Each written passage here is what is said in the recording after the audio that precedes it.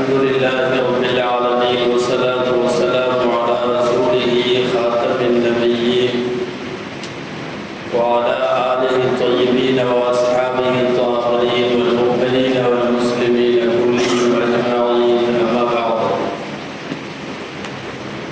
فقد قال الله سبحانه وتعالى في كلامه القديم والفرقان الحميد: أعوذ بالله من الشيطان الرجيم. بسم الله الرحمن الرحيم. وأوحينا إلى موسى أن ألق عصاك فإذا هي تلقف ما يأفكون فوقع الحق وبطل ما كانوا يعملون فغلبوا هنالك وانقلبوا صاغرين. صدق الله العظيم. அல்லாஹ்வுக்கே எல்லா புகழும். அருமைநாயகம் முஹம்மது ரசூலுல்லாஹி ஸல்லல்லாஹு அலைஹி வஸல்லம் அவர்கள் மீதும் அவர்களின் சத்திய வாழ்வை பின்பற்றி வாழ்ந்த அனைத்து நல்லடியார்கள் மீதும் அல்லாஹ்வுடைய அன்பும் அருளும் என்றென்றும் நிறைவாக உண்டாவதாக. ஆமீன். அல்லாஹ்வுடைய பேரருளால் திருக்குர்ஆன் இந்த சூரா அராஃபில் தொடர்ந்தாற்போல் சொல்லி வந்த வரலாற்று நிகழ்ச்சிகளில் 6வது வரலாறு ஹஜ்ரத் மூஸா அலைஹிஸ்ஸலாம் உடைய வரலாறு. நூஹ் அலைஹிஸ்ஸலாம், ஹூத் அலைஹிஸ்ஸலாம், சாலிஹ் அலைஹிஸ்ஸலாம், லூத் அலைஹிஸ்ஸலாம், ஷுஐப் அலைஹிஸ்ஸலாம் 5 வரலாறுகள் முடிந்ததற்கு பிறகு 6வது வரலாறு மட்டுமல்ல, குர்ஆனில் மிக அதிகமாக நினைவு கூறப்படக்கூடிய மூஸா அலைஹிஸ்ஸலாமினுடைய வரலாறு. சுமார் 130 இடங்களில் குர்ஆனில் சின்னதாக ஒவ்வொரு நிகழ்வையும் திருக்குர்ஆன் விவரித்திருக்கிறது. ஹஜ்ரத் ரசூலுல்லாஹி ஸல்லல்லாஹு அலைஹி வஸல்லம் அவர்களினுடைய வரலாற்று நிகழ்விற்கு பின்பு மிக அதிகமாக திருக்குர்ஆனிலே விவரிக்கப்பட்ட வரலாறு மூஸா அலைஹிஸ்ஸலாமுடைய வரலாறு. ரசூலுல்லாஹி ஸல்லல்லாஹு அலைஹி வஸல்லம் அவர்கள் அனுபவித்த பல்வேறு விதமான துன்பங்களுக்கு பின்னால் நபிமார்களிலே மிக அதிகம் அனுபவித்தவர்கள் ஹஜ்ரத் மூஸா அலைஹிஸ்ஸலாம் அவர்கள். ரசூல் ஸல்லல்லாஹு அலைஹி வஸல்லமினுடைய மிகப்பெரிய இந்த உம்மத்திற்கு அடுத்தபடியாக மிகப்பெரிய உம்மத்தை கொண்டிருந்ததும் மூஸா அலைஹிஸ்ஸலாம் அவர்களுடைய உம்மத்து பனு இஸ்ரவேலர்கள் என்று அவர்களுக்கு பெயர். அதே போல ரசூலுல்லாஹி ஸல்லல்லாஹு அலைஹி வஸல்லம் அவர்களுக்கு தான் இந்த உலகத்திலே முஅஜிஸாக்கள் என்கிற அற்புதங்கள் மிக அதிகம். அதற்கு பின்னாலே ரசூலுல்லாஹுக்கு அடுத்த அதிகமான அற்புதங்களை கொண்டவர்கள் மூஸா அலைஹிஸ்ஸலாம் என்றெல்லாம் கடந்த தஃசீரில் அவர்களினுடைய வரலாற்றின் ஒரு பகுதியை சுமார் 116வது ஆராஃபினுடைய வசனம் வரை நாம் நிறைவு செய்தோம். அந்த வரலாற்றில் ஹஜ்ரத் மூஸா அலைஹிஸ்ஸலாம் அனுப்பப்பட்ட கால சூழ்நிலை, ஃபிரௌனுடைய ஏகாதிபத்தியம், தன்னை கடவுள் என்று அவன் பிரகடனப்படுத்தியது, மூஸா அலைஹிஸ்ஸலாம் அவனை போய் சந்தித்தது, சந்திக்கும் போது அவர்களுடைய பெரிய அற்புதமான கைத்தடியை அவர்கள் எடுத்துச் சென்றது. அந்த கைத்தடியினுடைய தனிச்சிறப்புகள், மூஸா அலைஹிஸ்ஸலாம் தங்களுடைய கையை காட்டிய போது அந்த கை மிக வெண்மையாக பார்ப்போருக்கு பளீர் என்று தெரிந்தது. இதற்கு பின்னாலே ஃபிரௌன் இவரை வீழ்த்துவதற்காக நாட்டில் உள்ள சூனியக்காரர்களை எல்லாம் ஒன்று திரட்டியதும், அந்த சூனியக்காரர்கள் தங்களுடைய கையில் இருந்த கைத்தடிகளையும் தங்களுடைய கயிறுகளையும் பொதுமக்கள் கூடியிருந்த ஒரு திருவிழாவினுடைய மைதானத்தில் வைத்து அவர்கள் போட்டார்கள். மக்களினுடைய கண்களுக்கு ஒரு வித்தையை காட்டினார்கள். கைத்தடிகள் அசைவது போன்று, கயிறுகள் அசைவது போன்று, அந்த கயிறுகள் எல்லாம் பாம்பாக மாறியதை போன்று மக்களுக்கு வித்தை காட்டினார்கள். மூஸா அலைஹிஸ்ஸலாம் உட்பட அத்தனை பேரும் அந்த சூனியக்காரர்களினுடைய செயலை பார்த்து நின்ற போது மூஸா அலைஹிஸ்ஸலாமுக்கு அடுத்தடுத்து அல்லாஹ் வஹியை அறிவித்து அந்த சூனியத்தை வெற்றி கொள்ளச் செய்கிறான் என்பதெல்லாம் கடந்த தஃசீரிலே வந்தது. தப்சீரில் முதலாக இந்த வரலாற்றை சொல்லுவதற்கு முன்பே அல்லாஹ் சொல்ல வரக்கூடிய நோக்கம் என்னவென்றால், ஒவ்வொரு காலத்திலேயும் நபிமார்களை அந்தந்த காலத்தின் சூழ்நிலைக்கு ஏற்றவாறும் அக்காலத்திலே மக்களிடத்திலே பரவலாக காணப்பட்டது எதுவோ அதை மிஞ்சுகிற வகையில் அவர்களுடைய அற்புதங்கள் இருந்தது. அந்த அடிப்படையில் வீடுகள் தோறும் சூனியக்களை பரவியிருந்த ஒரு காலத்தில் மூசா அலைஹிஸ்ஸலாம் நபியாக அனுப்பப்படுவதால் சூனியத்தை மிஞ்சும் அற்புதத்தை மூசாவுக்கு அல்லாஹ் கொடுக்கிறார். அதுபோல தான் ஈசா அலைஹிஸ்ஸலாமினுடைய காலத்தில் மருத்துவம் எல்லா இடங்களிலும் மருத்துவ கலையும் குணமளிக்கக்கூடிய பல்வேறு செயல்பாடுகளும் அதிகமாக இருந்ததால் அந்த மருத்துவ சக்திகளை எல்லாம் தாண்டிய ஒரு அற்புதத்தை ஹஜ்ரத் ஈசா அலைஹிஸ்ஸலாம் அவர்களுக்கு வழங்கினார். இந்த வரிசையில் கலையும் இலக்கியமும் இலக்கணமும் இலக்கியமும் மிக அதிகமாக போற்றப்பட்டது நபி ஸல்லல்லாஹு அலைஹி வஸல்லமுடைய காலம். எனவே அவர்களுடைய அன்றைக்கு வாழ்ந்த இலக்கிய வித்தகர்களை, கவிஞர்களை, வார்த்தைகளிலே உச்சகட்டமாக வர்ணிக்கக்கூடிய புலவர்களை, இவர்களை எல்லாம் விஞ்சி நிற்கக்கூடிய அளவிற்கு ஒரு பேராற்றலை அல்லாஹ் குர்ஆன் என்கிற அதி அற்புதமான இலக்கியத்தை ரசூலுல்லாஹ்வுக்கு கொடுத்து அவர்கள் எல்லோரையும் மிஞ்சும் ஏற்பாட்டை அல்லாஹ் செய்தார். இந்த வரிசையில் ஃபிர்அவுனுடைய எதேச்சதிகாரம் மூசாவினுடைய சத்தியத்திற்கு முன்னாலே அவனால் நிற்க முடியவில்லை. எனவே சூனியக்காரர்களை எல்லாம் ஒன்று திரட்டினான்.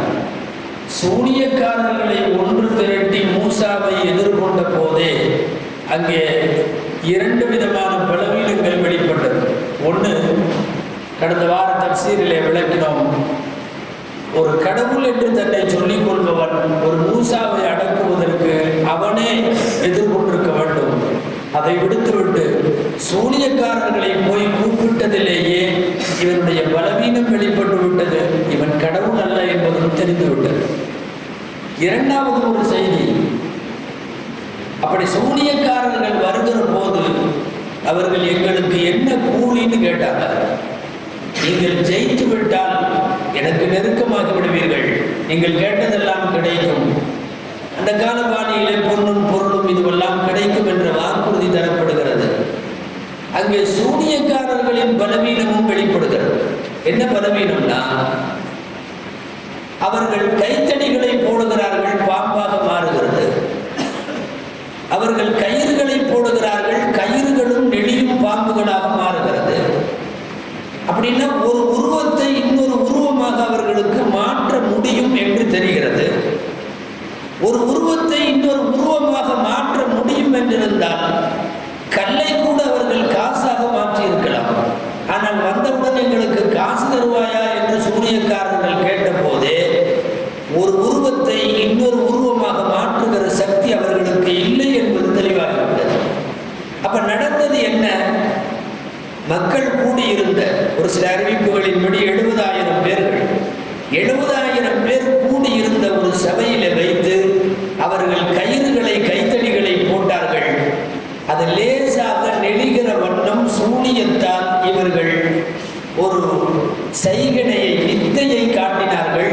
அந்த வித்தையிலே மக்கள் கொஞ்சம் மிரண்டு போனார்கள். இனி இங்கிருந்து மூசா அலைஹிஸ்ஸலாமிற்கு இனி அடுத்து அல்லாஹ் சொன்னதும் அவர்களுடைய அற்புதமும் திருக்குர்ஆனிலே விவரிக்கப்படுகிறது. அல்லாஹ்வுடைய வார்த்தைகளில் முதலில் அந்த வரலாற்றை கேட்டு விடுவோம்.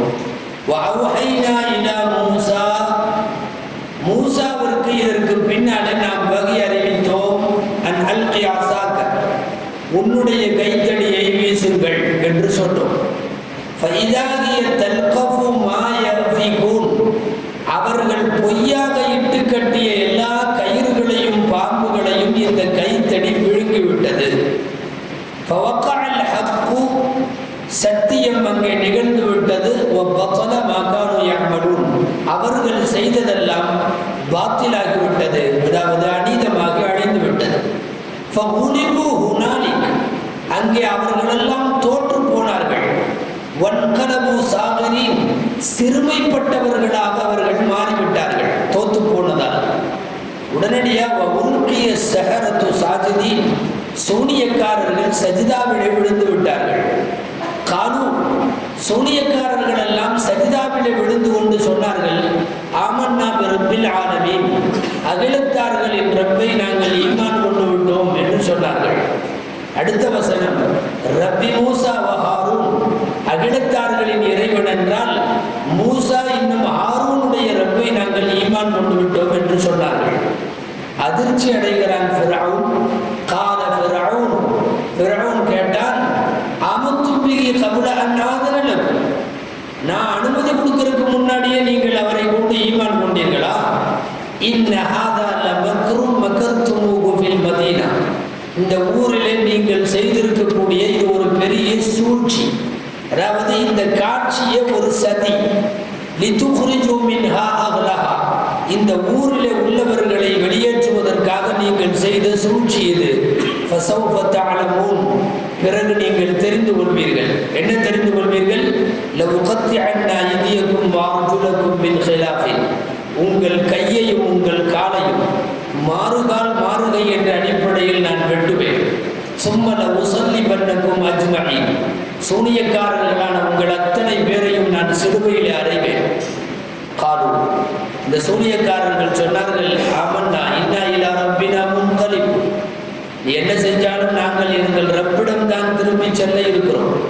ஒமா தன்னுக்கும் இன்னா, நீ எங்களை பழிவாங்குவதற்கு இல்லா ஆமன்னா பிஆயாத்தி ரப்பினா, எங்கள் ரப்பை ஈமான் கொண்டதை தவிர வேறு எந்த காரணமும் இல்லை.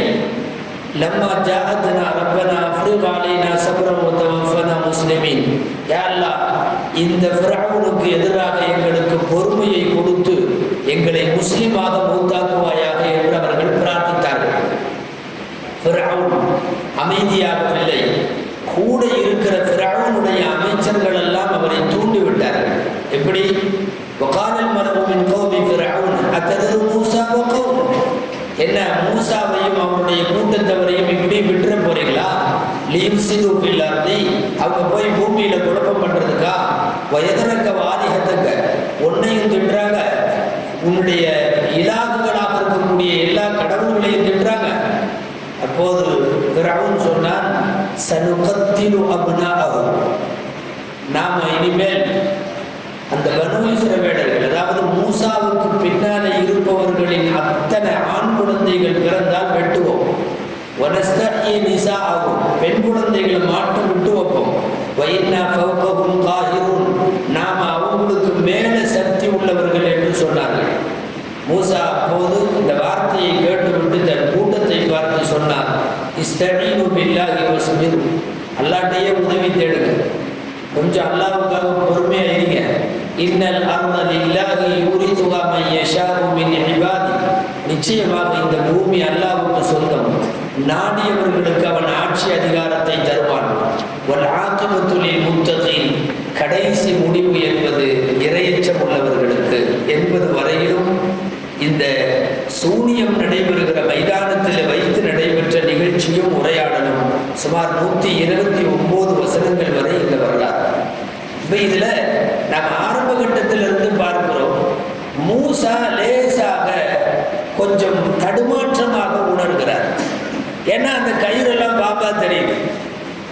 கயிறுகள்னா சுமார் 3 லட்சம் கயிறுகள் என்று எழுதுகிறார்கள்.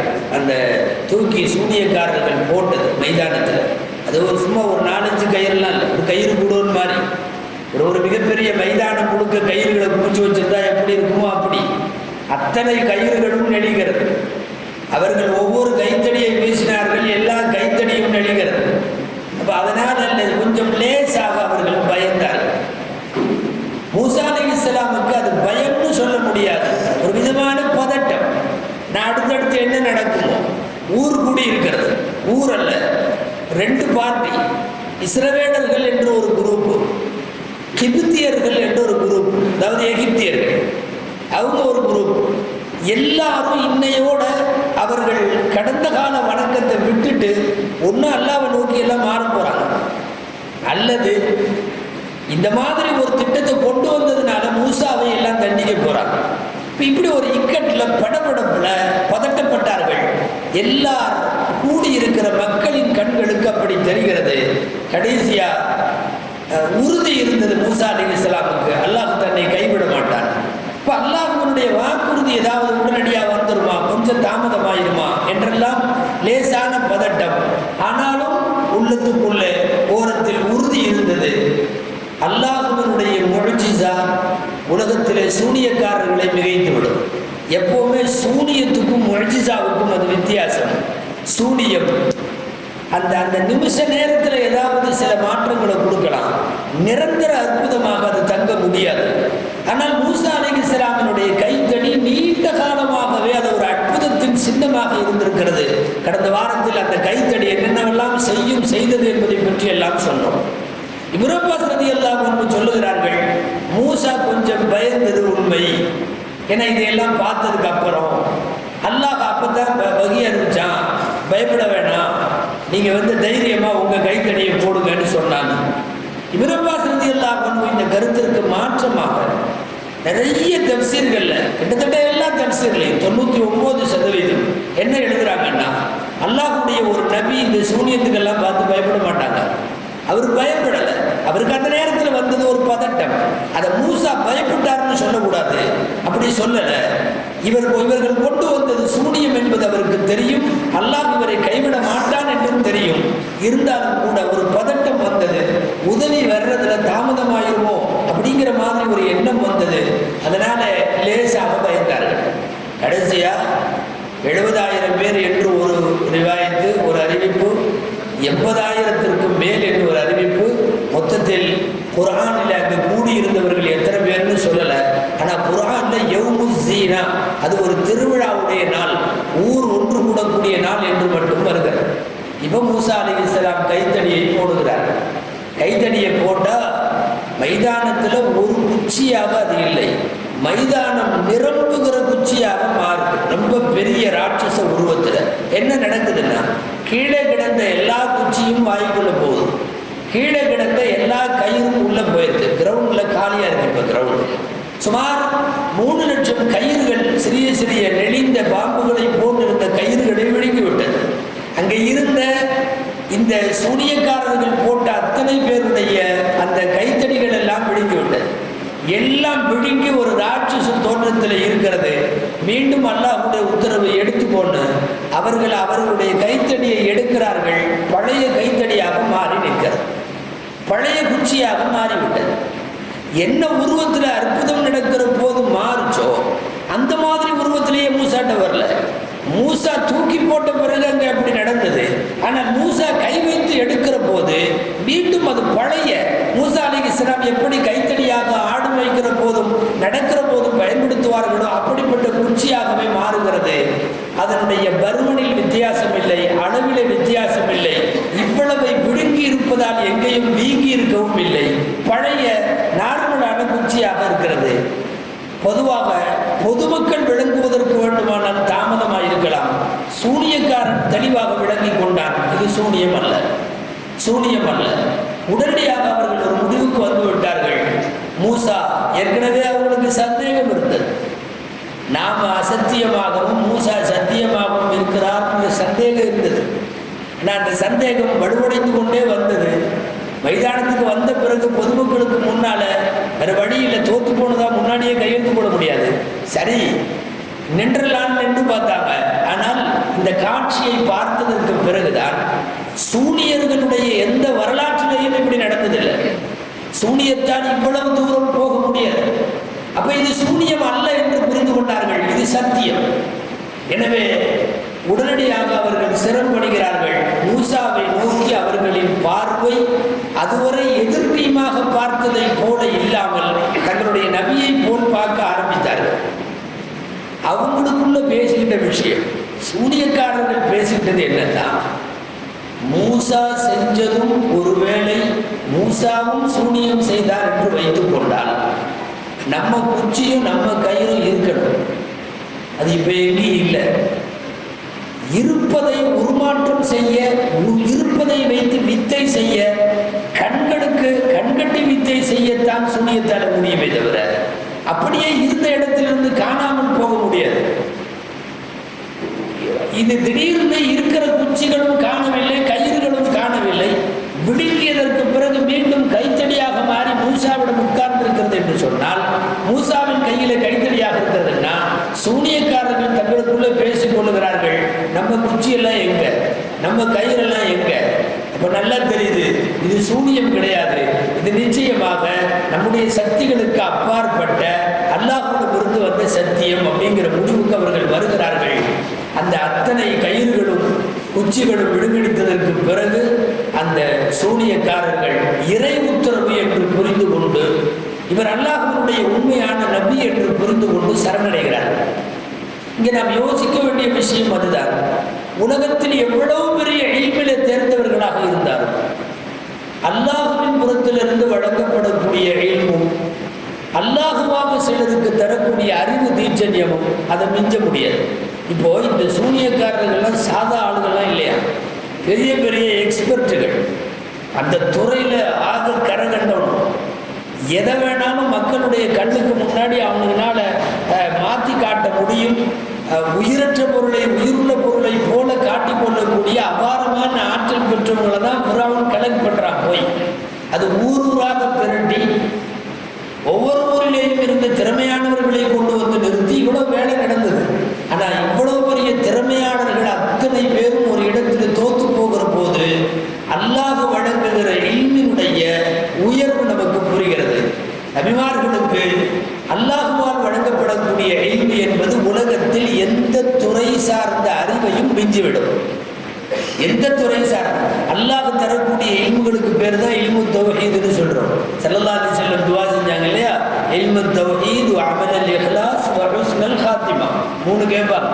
இல்மு தௌஹீது கொடு அப்படின்னா இறைவனை பற்றிய அறிவு, அல்லாஹுவை பற்றிய அறிவு கொடு, இஹ்லாஸான அமல் கொடு, ஹுஸ்னுல் காத்திமானா முடிவை நல்ல முடிவாக கொடு அப்படின்னு அர்த்தம். இது ஸல்லல்லாஹு அலைஹி வஸல்லம் கேட்ட துஆக்கள்ல இது வருது. அப்ப அதுல முதல் விஷயம் என்ன, இல்மு தௌஹீத். இல்மு தௌஹீத்னா இறைவனை பற்றிய ஞானம் சரியான முறையில் அல்லாஹ் சில பேருக்கு அதை கொடுத்துருவான். அந்த இல்மு கொடுத்துட்டா உலகத்தினுடைய எந்த துறை சார்ந்தவர்களும் அதை மிகைக்க முடியாது. மூசாவிடம் இருந்தது அந்த இல்மு தான்.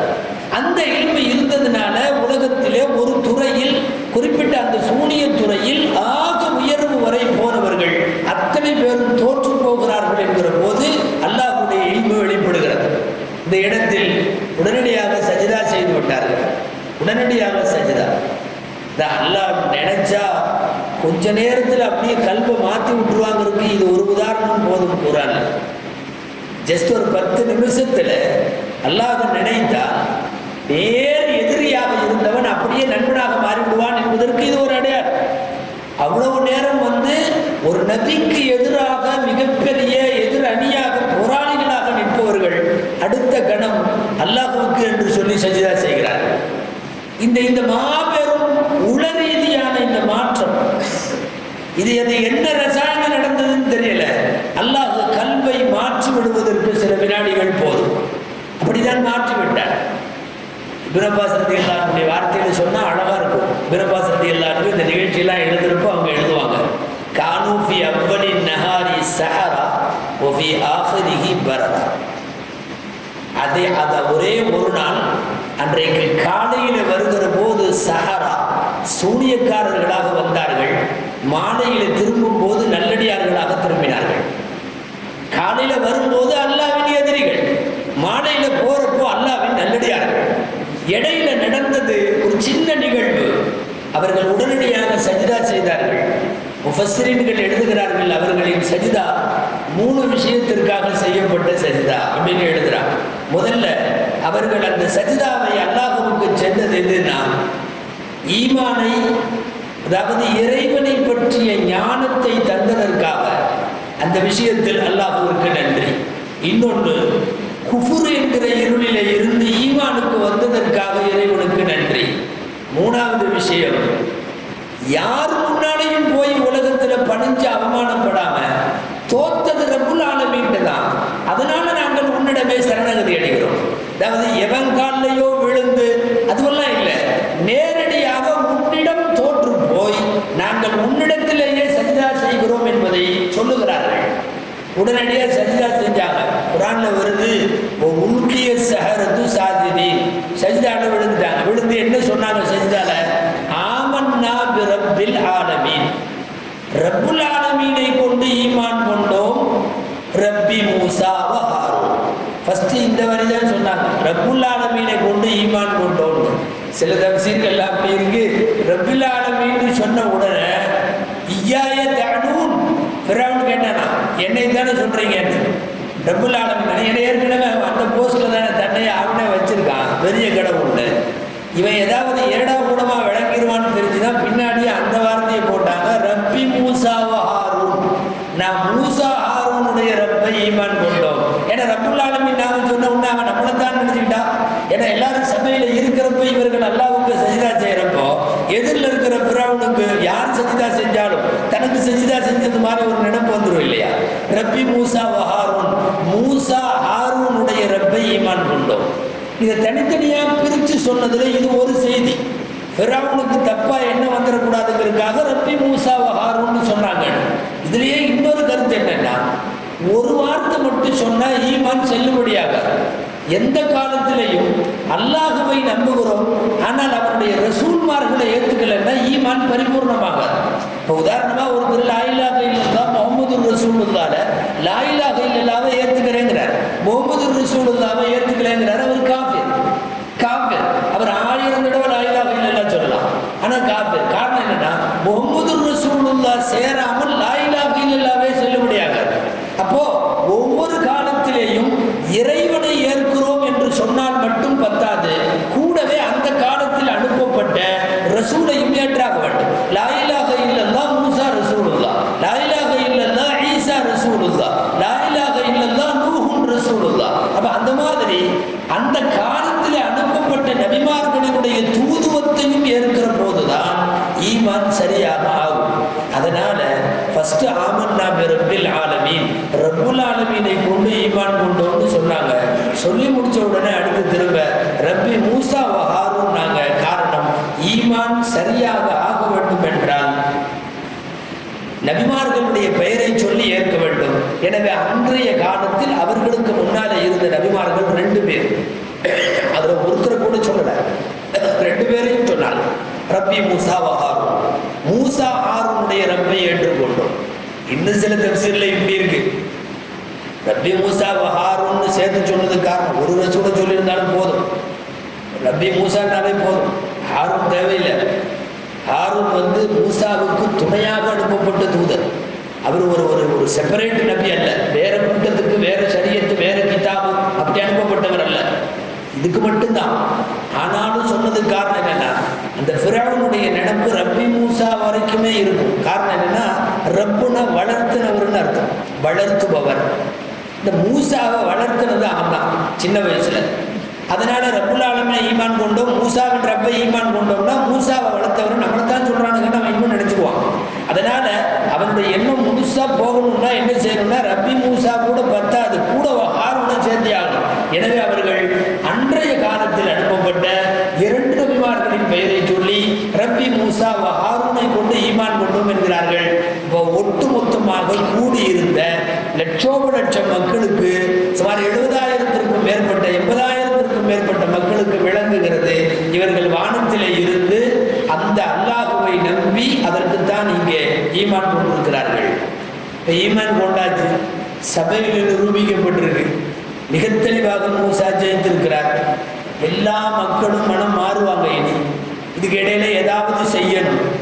அதனால பொதுவாக எந்த காலத்திலையும் நாங்கள் அப்படியே ஏற்றுக்கிட்டோம்னு சபை எந்த காலத்திலையும் எந்த எதிரியும் போனதில்லை. அதில் இருக்கிற எதிரிலே இவன் பெரிய எதிரி, அவ்வளோ சீக்கிரம் பண்ண மாட்டான். இவன் என்ன சொன்னான்னா, பொதுமக்கள்கிட்ட 2 விஷயத்தை தூக்கி போட்டான். 2 விஷயம், அதாவது தான் தோத்தவனாகக்கூடாது, மூசா ஜெயித்தவனாகக்கூடாது, மூசாவுக்கு பின்னாடி எல்லாரும் போகக்கூடாது. அதுக்கு என்ன செய்யலாம்? 2 விஷயம். ஒன்று, இன்னகுள்ள மக்கரும் மக்கருத்து மூகுபில் மதீனா, இவங்க ஆல்ரெடி சூழ்ச்சி பண்ணி சதி பண்ணி இந்த வேலையை இங்கே பண்ணிட்டாங்க அப்படின்னு ஒன்று போட்டான். பொதுவாக எந்த வெற்றிக்கு பின்னாடி இப்படி ஒன்று இருக்கும் இல்லையா, எந்த இடத்துல எது இருந்தார். அப்போ அந்த மாதிரி மூசா ஜெயிச்சுட்டார்னு ஒன்று, அவர் ஜெயித்ததை நாங்கள் ஏற்றுக்கொள்கிறோம்னு ஒரு வார்த்தையில் சொல்லிட்டுலாம் போக முடியாது. அப்போது உடனடியாக புறான்னு சொல்லுவது என்னென்னா, இவர்கள் ஏற்கனவே சதி வேலை செய்து சூழ்ச்சி செய்து இந்த மக்களோடு இது பண்ணிட்டாங்க.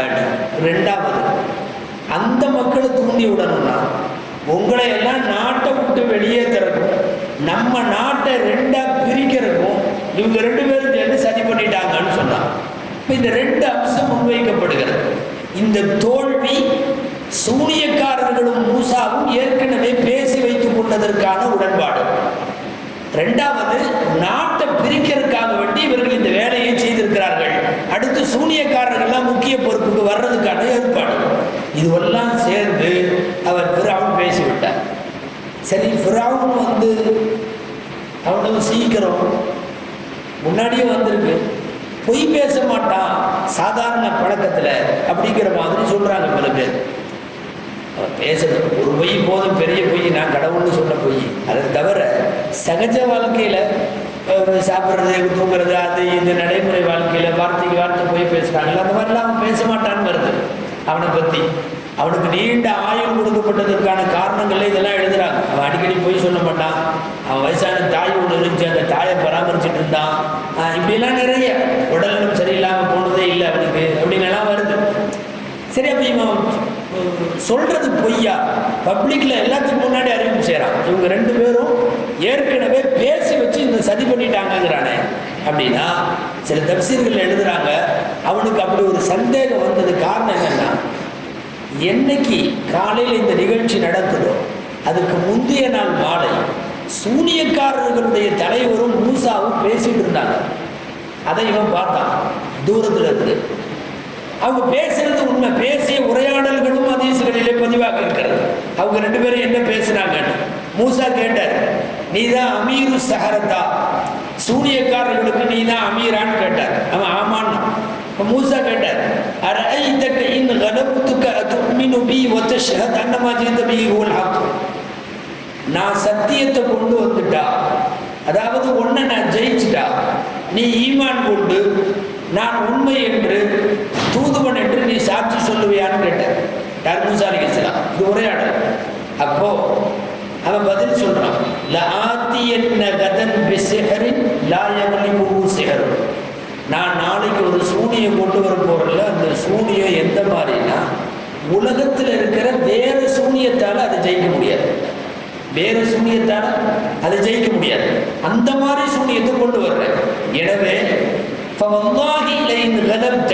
நீ என்ன நாளைக்கு ஜெயிச்சுட்டா லவ்மின் நபி, நான் ஈமான் கொண்டுருவேன், கண்டிப்பா ஈமான் கொள்வேன். காரணம் என்னன்னா, நான் கொண்டு வர்ற செஹர் அப்படிங்கிறது உச்ச நிலை. அதை இன்னொரு சூனியத்தால் வெல்ல முடியாது, இன்னொரு சூனியத்தால் வெல்ல முடியாது. எனவே நீ ஜெயிச்சுட்டா நீ சூனியத்துல ஜெயிக்கலன்னு அர்த்தம், அல்லாஹ்வோட உதவியில தான் ஜெயிக்கிறேன்னு அர்த்தம். நான் அப்படி இருந்துச்சுன்னா ஈமான் கொள்ளுவேன்னு சொன்னான். எந்தூர் இலையுமா. இவங்க ரெண்டு பேரும் தூரத்தில் பேசிட்டு இருக்கிறது என்னன்னு விளங்காம ஃபிரௌன் தூரத்தில் இருந்து பார்த்தார்.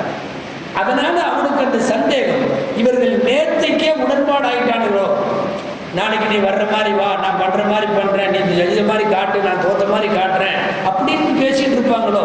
ஏன்னா எதிரிக்கு அரண்டவனுக்கு இருந்ததெல்லாம் இதுதான். அந்த மாதிரி பார்க்குற யாரா இருந்தாலும் நம்மளை பற்றி தான் பேசுறாங்களோங்கிற மாதிரி நினைப்போம். யார் மனசுல பயம் வந்துருதோ, நிறைய அப்படி பேஷண்ட்டுகள்லாம் கூட இருக்காங்க, சைக்காட்ரிஸ்ட், இந்த மனநிலை நோயாளிகள் நிறைய பேர் அப்படி இருக்காங்க. என்னன்னா, உலகத்தில் எவன்லாம் கூடி கூடி பேசுறானோ அவன்லாம் நம்மளை பற்றி தான் பேசுறான் அப்படிங்கிற மாதிரி. வேற எவனாவது தடி எடுத்துட்டு எங்கேயாவது போனாலும் என்ன அடிக்கிறதுக்கு தான் வர்றான், அவன் எதுக்காக இந்த பக்கம் போகணும் இப்படின்னு எல்லாம் தெருவில் போறது எல்லாம் கூட தன்னுடைய பயமாக மாற்றிக்கொள்ளக்கூடிய மனோவியாதி உண்டு.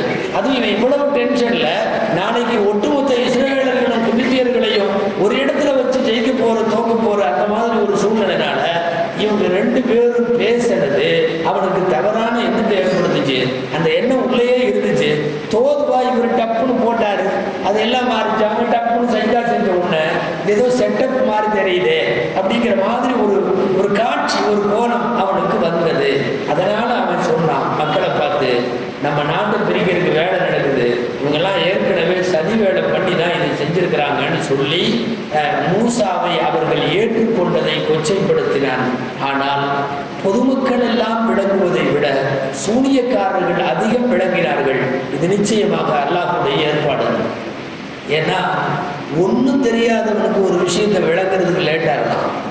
ஒரு துறையில் நல்ல தெரிஞ்சவங்களுக்கு அந்த துறையை மீறி ஒரு காரியம் நடக்கும் போது அவங்களுக்கு நல்லா தெரியும், இது கண்டிப்பாக சிஹர் கிடையாது, இது கண்டிப்பாக சூனியமோ வித்தையோ கிடையாது. ஆனால் சூனியம் வித்தை அந்த மாதிரி எல்லாம் செய்யக்கூடிய ஆடு, அவங்களுடைய சூழ்நிலை இதெல்லாம் உங்களுக்கு தெரியும். மூசா அப்படிப்பட்டவர் அல்லன்னு புரிஞ்சுக்கிட்டாங்க. எனவே அவர்கள் செஞ்சதா செய்கிறார்கள். காலையில சூனியக்காரர்களாக வந்தவர்கள் மாலையில நல்லடியார்கள். சரி, பொதுமக்களுக்கு முன்னால குற்றம் சொல்லியாச்சு, இவங்க செட்டப் போன சொல்லிட்டு சும்மா போனா இவன் சொல்றது பொய்யினாய், எனவே தண்டனை கொடுக்கணும். அப்ப தண்டனை அறிவிப்பு செய்யறான். அந்த காலங்களிலே மிக பிரபலமான தண்டனை என்னன்னா, அந்த மாறுகால் மாறுகை வாங்குறது. அதாவது வலது பக்க கை, இடது பக்க கால் அப்படி வாங்குறது. ஏன்னா ஒன் சைடு முழுசா போறதுல ஏற்படுகிற தொந்தரவை விட இந்த ரெண்டு சைடு பாதிப்பை ஏற்படுத்துறதுங்கிறது தொந்தரவு அதிகம். மாறு கை, இந்த கையை எடுத்துறது வலது கையை, அந்த பக்கம் இடது காலை எடுத்துறது, இது ரொம்ப ஃபேமஸ். அந்த காலத்தில் என்ன தண்டனை நடந்தாலும் இப்போனா சாதாரணமாக தூக்கு தண்டனை, ஆயுள் தண்டனை அப்படி இப்படின்னு எல்லாம் சட்டம் சொல்கிறாங்க இல்லையா. அந்த மாதிரி எந்த ராஜதுரோக குற்றங்கள், அரசனுக்கு எதிரான புரட்சிகள், இதுக்கெல்லாம் அன்னைக்கு உள்ள அந்த இதே என்னென்ன வேதனையே என்னென்னா இதுதான். மாறுகால் மாறுகை வாங்குவேங்கிறது அந்த விஷயத்தையும் சொல்லிட்டா ஒன்று. ரெண்டாவது தண்டனை, பெரிய தண்டனை ரெண்டு, இது ஒரு தண்டனை. ரெண்டாவது தண்டனை சிலுவையில் அறைதல்.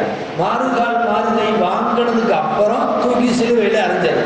இந்த ரெண்டு செய்திகளையும் சொன்னார். சொன்ன வரைக்கும் குரான்ல இருக்கு, அது செஞ்சதா குரான்ல இல்லை. ஆனால் ஃபிரௌன் இப்படி சொன்னான்றது குரான்ல 4-5 இடத்துல வருது, வேற வேற வார்த்தைகள்.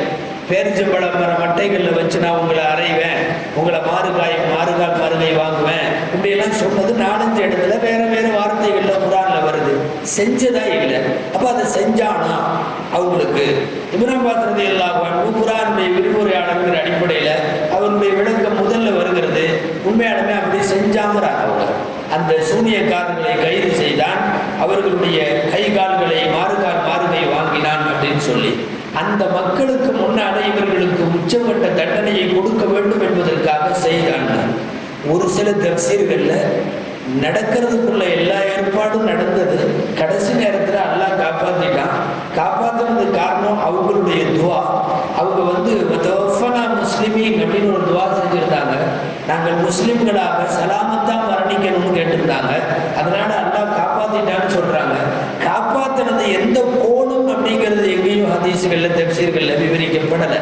எனவே தண்டனை கொடுத்திருக்கலாம், அல்லது கடைசி நேரத்தில் ஏதாவது இறைவனின் புறத்தில் இருந்து அற்புதங்கள் நிகழ்ந்து அந்த தண்டனைகள் தவிர்க்கப்பட்டு இருக்கலாம். மொத்தத்தில் எல்லாத்துக்கும் முன்னாடி அறிவிப்பு செய்யும் போது அதை செஞ்சான். சரி, இது சூனியக்காரர்கள். மூசாவுக்கு ஒன்றும் பண்ணல, மூசாவை டச் பண்ணல, மூசா சம்பந்தமா தண்டனையை கூட அறிவிக்கல. அசல்ல அறிவிச்சா அவர் தான் இப்போ ஃபிரௌனுடைய பார்வையில ஃபர்ஸ்ட் அக்யூஸ்ட் அவர் தான், முதல் குற்றவாளி. பெரிய தண்டனை அவருக்கு தான் கொடுத்துருக்கணும். அவர் சம்பந்தமா எதுவுமே பேசல. பக்கத்தில் நிற்கிற ஹாரூன் அலைஹிஸ்ஸலாம் சம்பந்தமா எதுவுமே பேசல. ஒன்லி சூனியக்காரர்கள், நான் கூட்டிட்டு வந்தவங்க இப்படி மாறி போட்டாங்களே, கடைசி நேரத்தில் மாறிட்டாங்களே, ஊர் பூரா போய் கூட்டிட்டு வந்து இவ்வளவு காசு பணம் தரங்கள்லாம் அறிவிப்பு செஞ்சு கொண்டு வந்திருக்கோம், அவங்க மாறிட்டாங்கிறதுல போகும். மூசாவுக்கான தண்டனை அறிவிக்காம மௌனமா இருந்தத அவங்க இருந்தாலும் பப்ளிக் சும்மா இருக்கிறவங்க விட்டுருவானா? பொதுமக்கள் சும்மா இருப்பானா? மூசா விஷயத்துல நீ என்ன ஒன்றும் சொல்லாம போறன்ற கேள்வி வருமா இல்லையா? ஆனா அவன் செய்த அறிவிப்புகள் அனைத்தும் சூனியக்காரர்களுக்கு மூசாவை பிடிக்கிறது சம்பந்தமாகவோ கைது செய்வது சம்பந்தமாகவோ ஒன்றும் இல்லை. சபை களைய ஆரம்பிக்கிறப்போ ஜனங்க கேட்டார் இந்த வார்த்தை, என்ன மூசாவை விட்டுற போறியா? மூசாவையும் அவர் கூட இருக்கிறவங்களையும் விட்டுற போறியா? அவங்க திரும்ப போய் உன்னுடைய பூமியில நீ என்னென்ன செஞ்சு வச்சிருக்கியோ சொல்லி வச்சிருக்கியோ அதையெல்லாம் மாற்றுவாங்க, உன்னை கடவுள் இல்லைன்னு சொல்லுவாங்க, உன்னை திட்டுவாங்க. இந்த இதுக்கு மூசாவையும் அவருடைய சகோதரனையும் சும்மா விட போறியான்னு கேட்கிறப்ப தான் அவர் போய் நீ பிரச்சாரம் பண்ண ஆரம்பிச்சா அவர் ஜெயிச்சவர், எல்லாமே அவர் பக்கம் சேருவாங்க, என்ன பண்ண போற அப்படின்னு கேட்டாங்க. அப்பதான் வேற வழி இல்லாம ஒரு தண்டனை கொடுக்க வேண்டிய நிர்பந்தத்துக்கு ஃபிரௌன் ஆளாக்கப்படுகிறார். அப்ப அவன் சொன்ன வார்த்தை என்னன்னா, அவங்க கூட்டம் அதிகமாகாம பார்த்துடலாம், என்ன பண்ணலான்னா பிறக்கிற எல்லா ஆம்பளை குழந்தையும் வெட்டிடுவோம், எல்லா ஆம்பளை குழந்தையும் வெட்டிடுவோம். ஆம்பளைங்க இருந்தா தானே அத்தனை உணவை விட்டு வெறும் பொம்பளைகளை மாத்திர வைப்போம், கஷ்டப்படுகிற சமுதாயமாக வைப்போம். நாம் அதுக்கு செய்ய முடியும், அதுக்கான சக்தி நம்மள்ட்ட இருக்குது, கவர்மெண்ட் நம்ம கையில் இருக்குது, அதை செஞ்சிடலாம் அப்படின்னு சொல்லிட்டான். மக்கள் கலைஞ்சு போயிட்டான். மீண்டும் ஃபிரௌன், அதாவது மூசா பிறப்பதற்கு முன்பு இதே சட்டம் இருந்தது, ஆம்பளை பிள்ளைகளெல்லாம் வெட்டுறது, ஏன்னா மூசா பிறக்காம தடுக்கிறதுக்காக. அந்த மாதிரி மீண்டும் செய்வோம் என்றான். இங்கேயும் அதே கருத்து மாறுபாடு இருக்கிறது. இப்படி சொன்னவன் செஞ்சானான்னு அதிகமான தப்சீர்ல அப்படி செய்யலை. பப்ளிக்கு முன்னாடி அறிக்கை விட்டானே தவிர மூசாவுக்கு களம் இறங்கி அந்த தண்டனையை கொடுக்கல. அவன் மனசுல என்ன இருந்ததோ, அல்லது மூசாவை கை வச்சா நாம பாதிக்கப்படுவோம் இருந்துச்சோ என்னவோ. பொதுவாக ரொம்ப உயர்ந்த பதவிகளுக்கு போக போக பயமும் கூடியிருக்கும். பெரிய போஸ்ட்ல இருந்தா வைட்டறிகன்னு அர்த்தம், பயம் அதிகமாக இருக்கும். ஏன்னா இவன் தானே முதல்ல கனவு கண்டுட்டு ஒரு குழந்தை பிறக்க போகுது, அந்த குழந்தைனால உன் ஆட்சி போக போகுதுன்னு ஒன்றும் குழந்தை போனால் வெட்டினால எவ்வளோ பயம் இருக்குங்க அந்த வேலையை பண்ணியிருப்பான். கனவு கண்டபடி குழந்தை பிறகு போதா போ அப்படின்னு தட்டி விடலை. போயிருவோம், கவர்மெண்ட் போயிருவோம், என்ன வேணாலும் பண்ணலான்னு சொல்லிட்டு தான் குழந்தைய பூரா வெட்டினது. உயர்ந்த இடங்களுக்கு போக போக பயம் வருது. அப்போ மூசாவை நேரடியாக போய் டிஸ்டர்ப் பண்ண விரும்பல. பப்ளிக்கு சும்மா ஒரு அறிக்கை, ஆண் குழந்தைகளை பூரா வெட்டுவோம், அவர்களுடைய பெண் குழந்தைகளை மாத்திரம் விட்டு வைப்போம், நமக்கு அதற்கு சக்தி உண்டு என்று சொன்னார். ஆனால் அப்படி எதுவும் நடக்கவில்லை, அதை செய்யவும் இல்லை. இந்த நேரத்தில் ஹஜ்ரத் மூசா அலைஹிஸ்ஸலாம் அவங்கள்ட்ட எல்லாத்துலேயும் சொல்கிறாங்க, யார்கிட்ட? இப்போது சூனியத்திலே தோற்று போய் நல்லடியார்களாக மாறியிருக்காங்களே அவங்கள்ட்ட என்ன தண்டனை அவங்களுக்கு தான் அதிகமாக வரும். அதனால் அவங்களுக்கும் தன்னுடைய மக்களுக்கும் இஸ்தஈனு வஸ்பிரு, அல்லாட்ட மட்டும் உதவி தேடுங்க, காப்பாற்றிடுவான். கொஞ்சம் ஏதாவது அவன் தொந்தரவு கொடுத்தான்னா பொறுத்துக்கணும். இந்த ரெண்டு இறைவனுடைய பாதையில் எல்லா காலத்திலையும் இந்த ரெண்டு முக்கியம். ஒரு நபித்துவ பிரச்சாரத்தினுடைய வார்த்தை இஸ்தஈனு பில்லாஹ், அல்லாட்ட உதவி தேடுங்க, காப்பாற்றிடுவான். இன்னொன்று கொஞ்சம் பொறுமையாக இருந்துங்க, அவன் கொடுக்கறது. இந்த ரெண்டும் இவர்களுக்கு சொல்லப்பட்ட வசியத்து. மூசா சொல்லிட்டு அடுத்து ரெண்டு வாழ்த்துக்குரிய செய்தி சொல்றார். என்னன்னா, பூமியில அல்லாஹ் நினைச்சவங்களுக்கு தான் ஆட்சியை தருவான். அநேகமா நீங்க அடுத்த ஆட்சியாளர்களாக இந்த நாட்டை ஆளப்போகிறீர்கள். ஃபிரௌனுக்கான அழிவு காலம் நெருங்கிருச்சுன்னு அர்த்தம். இன்னல் அர்தலில்லா, பூமி அல்லாஹ்வுக்கு சொந்தம். யாரை ஆள வைக்கிறதுன்னு அவனுக்கு தெரியும். அவன் தான் அதுக்குள்ள ஏற்பாடுகளை செய்வான். இப்போதைக்கு பயப்படாதீங்க. இது ஒரு வார்த்தை. வல் ஆகிபத்து லில் முத்தகீன், இறுதி முடிவு இறையச்சம் உள்ளவர்களுக்கு தான் வரும். இதை ரொம்ப ஸ்ட்ராங்காக சொல்கிறேன். 4 வார்த்தை பேசியிருக்காங்க. 4மே அந்த ஈமான் கொண்டவர்களுடைய உள்ளத்தில் உரத்தை பாய்ச்சற மாதிரி உள்ள உரமேற்றுகிற வார்த்தை. அல்லாஹ்விடம் உதவி தேடு, ஒன்றும் நடக்காது. ஃபிரௌன்றதுல ஒன்றும் இல்லை, தைரியமாக அல்லாஹ்விட்ட உதவி தேடு. அவன் ஏதாவது மீறி கொஞ்சம் கொடுத்தான்னா பொறுத்துக்கோ. 3வது, இந்த பூமியை அடுத்து ஆடப் போவது நீங்கள் தான். கடைசி முடிவு என்பது எப்போதும் முத்தகீன்களுக்கு சாதகமாக அமையும். இந்த 4 வாக்குறுதிகளை சொன்னார். ரொம்ப பவ்யமாக அப்படியே கேட்டுக்கொண்டார்கள் சூனியக்காரர்கள். காரணம் என்னன்னா, புதுசாக இஸ்லாத்தில் சஜிதாவில் சேர்ந்தவன் இவெல்லாம் நமக்கு ஒத்துழைப்பானோ அப்படின்னு நம்ம நினைக்க வேண்டியதில்லை. காரணம், நான் ஆரம்பத்தில் சொன்ன மாதிரி இறங்கின நாளில் இருந்து மூசா குறித்து அவர்களுடைய பார்வை ஒரு பயமாகவே தான் இருந்துச்சு. கயிறு தடியெல்லாம் போட்டதெல்லாம் ஃபார்மாலிட்டி தான். மூசாவை பார்த்த மாத்திரத்திலேயே முடிவு கொண்டானுங்க, இவர் ஏதோ சம்திங் ராங், இவர் சாதாரணமான நம்மளை மாதிரி உள்ள ஆளு கிடையாது. அதனால தான் அவன் அதவு ஒழுக்கத்தோட பவ்யமாக போய் கைத்தடி தாங்க போடுறீங்களா இல்லை நாங்கள் போடுறோம். குர்ஆன்ல 5-6 இடத்துல இந்த வாசகம் வருது. இம்மா அன் துன்கிய வ இம்மா அன் நகூன அவ்வல மன் அல்கா, நீங்கள் காட்டுறீங்களா முதல்ல, இல்லை நாங்கள் செய்யணுமா? இந்த அதபு இருக்கு இல்லையா, இந்த ஒழுக்கம், அதபு இப்னு அப்பாஸ் ரலியல்லாஹு அன்ஹு சொல்கிறாங்க, அவங்களுக்கு ஈமானுக்கு தௌஃபீக்கு கிடைச்சதுக்கு காரணமே இந்த பணிவான ஒழுக்கம் அப்படின்னு எழுதுறாங்க. அல்லாஹ் யாருக்கு வேணாலும் ஈமானுடைய தௌஃபீக் கொடுக்கலாம். உடனடியாக அவங்களுக்கு ஈமானுடைய தௌஃபீக்கு கிடைத்ததற்கு காரணம் என்னன்னா இந்த அதபு. யார்கிட்டையும் பேசுறதுக்கு முன்னாடி அல்லாட்ட பேசுகிறோம், நபிமார்கள்ட்ட பேசுகிறோம்னா அல்லா ரசூல்கிட்ட பேசுகிற அந்த நபிமார்கள்ட்ட பேசுகிற வார்த்தைகளில் அவன் எதிரணிங்கிறதுனால அந்த தென்னாவட்டாவெல்லாம் வரல. வந்த உடனே இம்மான் துலுக்கிய வைம்மான் கூன, இந்த பணிவான இந்த ஒழுக்கம், இந்த அதவு தான் அவர்களுக்கு ஈமானுக்கு தௌஃபீக்கு கிடைத்ததுன்னு எழுதுறாங்க. இந்த அதவு முக்கியம். குறிப்பாக அல்லாஹ் ரசூலுடைய அதவு. இந்த இப்ராஹிம் அலைஹிஸ்ஸலாம் அல்லாஹ்ட்ட துவா செய்வாங்க. குர்ஆன்ல வருது, கலக்கனி பகுவ எழுதி, என்ன படைச்சான் அவன் தான் எனக்கு வழிகாட்டினான். யுத்இமுனி வ யுஸ்கீன், அவன் தான் எனக்கு உணவு கொடுக்குறான், அவன் தான் எனக்கு புகட்டுறான். சொல்லிட்டே வர்றவர், நான் நோய்வாய்ப்பட்டா அவன் தான் சிவா தருவான் அப்படிங்கிறார். என்ன சொல்லணும் தெரியுமா? அவனே நோயை கொடுக்குறான், அவனே சிவாவை கொடுக்குறான். இருந்தாலும் ரப்புட்ட பேசுகிறப்போ அந்த வார்த்தையை பயன்படுத்துறது அவ்வளோ நல்லா இல்லை. உணவு கொடுத்தான், உயிர் கொடுத்தான், படைத்தான், வழிகாட்டினான், அப்புறம் நோய் கொடுத்தான்னு சொல்லலை. நான் நோய்வாய்ப்பட்டால் அவன் சிவா தருகிறான். இவர் நோய்வாய்ப்படுறது என்ன, இவராவா பட்டுக்குவாரு? இப்போ நோய் தருவது அவன் தான். ரப்புட்ட பேசுகிறப்போ அந்த அதவு முக்கியம். அல்லாட்ட பேசுகிறப்போ உள்ள அதவு.